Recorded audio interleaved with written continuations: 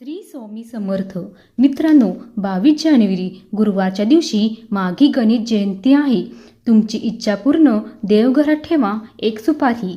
काही दिवसातच तुमची इच्छापूर्ती होईल. मित्रांनो, पौराणिक कथेनुसार माघ महिन्यातील शुक्ल पक्षाच्या चतुर्थीला श्री गणेशाचा जन्म झाला. म्हणून हा दिवस गणेश जयंती म्हणून साजरा केला जातो. ज्या दिवशी गणेश लहरी पृथ्वीवर पहिल्यांदाच अवतरित झाल्या तो दिवस असतो माघ शुद्ध चतुर्थी.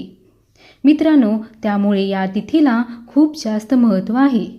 मित्रांनो, आपण या गणेश जयंतीच्या दिवशी काही सेवा, काही मंत्र, जप, काही स्तोत्र वाचन करावे. गणपती बाप्पाला प्रसन्न करण्यासाठी गणपती बाप्पाच्या आवडीचा नैवेद्य त्याला दाखवावा. अशी भरपूर गोष्ट करू शकतो. त्यासोबतच आपल्या इच्छापूर्तीसाठी आपला संकल्प, आपला नवस पूर्ण व्हायला पाहिजे, यासाठी तुम्ही हा एक उपाय करायचा आहे. मित्रांनो, गणपती बाप्पाच्या समोर तुम्हाला एक सुपारी ठेवायची आहे. यासाठी तुम्ही आधीच पूजेची नवीन कोरी सुपारी आणून ठेवायची आहे. घरातील वापरलेली सुपारी घ्यायची नाही. एका वाटीत पाणी घेऊन ती सुपारी स्वच्छ धुवून घ्या. त्यानंतर देवघरात गणपती बाप्पाची मूर्ती असेल, फोटो असेल तर फोटोसमोर, मूर्तीसमोर ती सुपारी तुम्हाला ठेवायची आहे. ती सुपारी ठेवल्यानंतर त्यावर हळदी कुंकू, अक्षदा वाहायच्या आहेत, फुले वाहायची आहेत. हात जोडून तुमच्या मनात जी इच्छा आहे, जे तुम्हाला मागायचे आहे, जो तुमचा संकल्प, नवस आहे, ती गणपती बाप्पाकडून तुम्हाला मागायचे आहे. मागून झाल्यानंतर गणपती बाप्पाची आरती करायची आहे. श्री गणेशाय नमः, श्री गणेशाय नमः या मंत्राचा जप करायचा.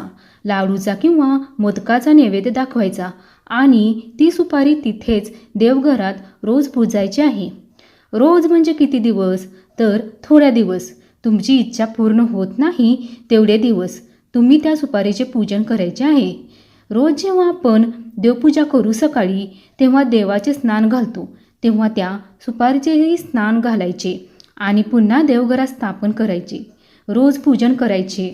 काही दिवसातच, 21 दिवसात, 1 महिन्यात, 2 महिन्यात, जशी तुमची श्रद्धा, जसा तुमचा भाव, तशी तुमची इच्छा पूर्ण होईल. तुम्हाला वाटलं की मी मागितलेलं मिळालं, माझा नवस, माझी इच्छा पूर्ण झाली, तेव्हा ती सुपारी वाहत्या पाण्यात विसर्जन करून द्यावी. ती सुपारी तेव्हा ती तेथे ठेवायची नाही, कारण त्या सुपारीचे काम झाले. अशा रीतीने 22 तारखेला तुम्हाला छोटासा हा उपाय करायचा आहे. आणि ही माहिती तुम्हाला आवडली असेल तर लाईक आणि शेअर